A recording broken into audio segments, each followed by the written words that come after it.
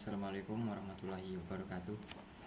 Perkenalkan, nama saya Najma Sagibar Wala dari Prodi Teknologi Rekayasa Otomasi Sekolah Vokasi Universitas Diponegoro.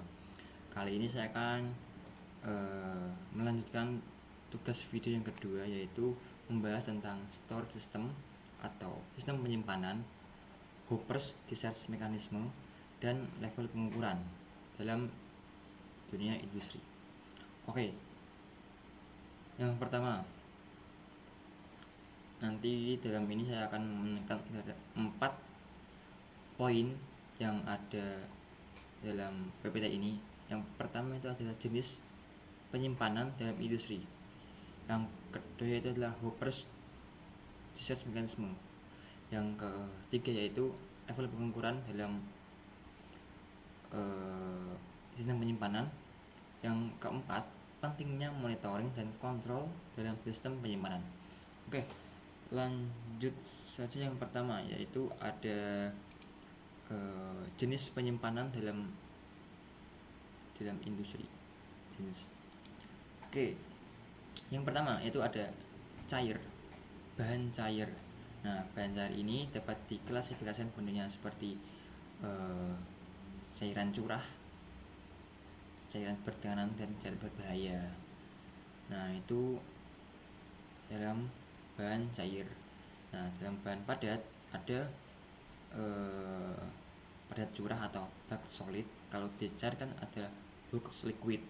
Nah, padatan butiran, granular solid, padatan serbuk, powder solid, dan padatan gumpalan untuk lump solid. Nah, yang ketiga yaitu bahan gas. Penyimpanan gas dapat diklasifikasikan berdasarkan bentuk, fasa, metode penyimpanan, dan jenis sistem yang digunakan. Berdasarkan fasanya, gas dapat disimpan dalam bentuk gas bertekanan atau compressed gas, gas cair, liquefied gas, dan gas terlarut, dissolved gas. Oke. Next. Nah, ini penyimpanan padat. Nah, ini adalah contoh penyimpanan dalam industri di bahan padat. Ada bulk storage warehouse, bag storage, silo storage, dan environment stewardship.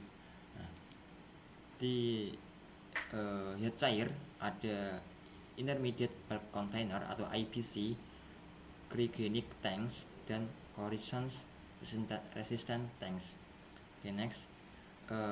Contoh penyimpanan dalam bentuk gas ada pipeline, penyimpanan pipa dalam bahan pipa, cryogenic tanks dalam contoh kayak dalam cair ada cryogenic tanks dan dewar flask. Nah, yang kedua itu membahas tentang apa itu Hopper's discharge mechanism. Nah, Hoppers adalah alat penyimpanan material yang berbentuk kerucut atau saluran yang digunakan untuk dalam berbagai industri untuk menyalurkan material ke sistem pemrosesan. Alat ini berfungsi sebagai wadah sementara yang memastikan aliran material tetap stabil sebelum masuk ke proses produksi berikutnya. Hopper sangat penting dalam menjaga kontinuitas produksi dan mencegah penumpukan material yang berlebih di mesin produksi. Nah, ini mekanisme membantu mengukur kecepatan aliran material, mengurangi risiko penyumbatan, dan menyesuaikan jenis material dengan mekanisme yang tepat. Nah, ini contoh beberapa discharge mekanisme yang umum digunakan. Ada vibrator, auger, sistem pneumatik, gravity flow. Nah, dari keempat ini digunakan untuk beberapa material yang berbeda-beda sesuai dengan jenis dan kegunaannya. Nah, contoh ini ada semua ada kelebihan dan kekurangannya, teman-teman, tergantung kita menggunakan untuk apa dulu. Next, faktor yang meliputi itu adalah jenis material. Nah, material kering seperti gula atau semen bisa menggunakan auger atau gravity flow. Nah, yang kedua itu adalah kapasitas aliran. Untuk ini tergantung pada kapasitas aliran yang ada di discharge. Untuk aliran yang besar itu digunakan untuk gravity flow, sedangkan aliran yang kecil menggunakan sistem pneumatik. Nah, Dari empat alat tersebut memiliki biaya operasional dan perawatan masing-masing. Ada yang menggunakan perawatan yang lebih murah, ada juga yang menggunakan perawatan yang sangat mahal. Yang keempat itu adalah faktor resiko penyumbatan. Material dengan tekstur halus dan lengket lebih rentan menyebabkan penyumbatan, sehingga membutuhkan mekanisme tambahan seperti vibrator.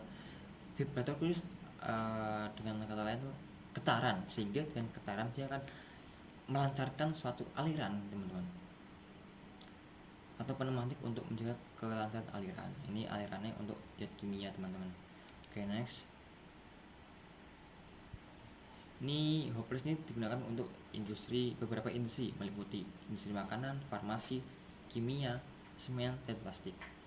Nah, ini dengan beberapa ketentuan yang ada di hopeless tersebut, teman-teman. Nah, kesimpulannya, pemilihan discharge mekanisme yang tepat sangat penting untuk meningkatkan efisiensi produksi dan mencegah penyumbatan material. Perawatan rutin pada mekanisme ini juga menjadi faktor kunci dalam memastikan kinerja optimal dan umur panjang alatnya tersebut. Dengan memahami fungsi dan keunggulan masing-masing mekanisme, industri dapat mengoptimalkan proses produksi dan mengurangi risiko gangguan operasional. Kombinasi antara teknologi yang tepat dan pemeliharaan berkala akan memastikan proses produksi berjalan lebih lancar, hemat biaya, dan menghasilkan produk berkualitas tinggi. Oke, yang poin yang ketiga itu adalah level pengukuran. Nah, level pengukuran ini adalah proses mengukur level bahan cair atau padat dalam tangki, silo, wadah, atau reservoir. Pengukuran dihitung dari jarak antar permukaan bahan cair atau bahan padat dengan titik acuan yang telah ditentukan. Pengukuran ketinggian biasanya dinyatakan dalam kaki atau meter, dan juga dapat diberikan dalam persentase, yaitu 75% atau penuh. Level pengukuran juga dapat digunakan untuk menentukan volume atau massa dalam tangki. Nah, ini dalam level pengukuran ini digunakan untuk mengukur bahan yang ada dalam wadah sistem atau dalam sistem wadah. Contohnya ada tangki, silo, dan lain-lain. Nah, untuk menggunakan mengukur masanya atau volumenya, kita menggunakan namanya sensor. Nanti di poin keempat kita bahas beberapa sensor untuk mengoptimalkan sistem penyimpanan dalam industri. Nah, apa itu fungsi level pengukuran? Nah, level pengukuran yang akurat dan sangat andal penting untuk banyak aplikasi proses pemantauan dan pengendalian kadar cairan atau bahan padat dalam tangki, yang sangat penting untuk pengendalian dan otomatisasi proses manufaktur, manajemen inventaris, menjaga keselamatan, memastikan pengoperasian yang efisien, dan mengoptimalkan produksi, serta banyak lagi fungsi level pengukuran dalam industri tersebut, teman-teman. Oke, next. Mengapa itu penting? Ya, sangat penting, yaitu salah satunya itu untuk manajemen inventaris, kontrol kualitas, keamanan, kontrol dan optimasi proses. Semua ini berkaitan, teman-teman, sehingga pentingnya level pengukuran dalam dunia industri itu sangat penting sekali. Oke, inilah contoh segmen industri yang menggunakan level pengukuran. Ada industri kimia, industri oil dan gas, pertambangan, F&B, PTRN, industri aliran air, dan industri semen. Next. Nah, ini jenis-jenis level pengukuran. Ada continue level pengukuran. Ini memberikan informasi secara real time mengenai level material atau padat dan tangki di seluruh rentang. Ini biasanya digunakan untuk mengotomasi, yaitu kontrol pompa, dan terintegrasi dengan sistem kontrol yang memungkinkan optimalisasi proses peningkatan secara efisiensi. Nah, continue ini bisa memberikan informasi secara fakta, gitu, teman. Bisa dilihat dengan adanya alat yang di dalamnya seberapa penuh volumenya dan lain-lain. Yang kedua yaitu poin level pengukuran. Ini menunjukkan apakah bahan cair atau padat telah mencapai level tertentu dalam tangki. Ini biasanya digunakan untuk kontrol proses dan memicu alarm.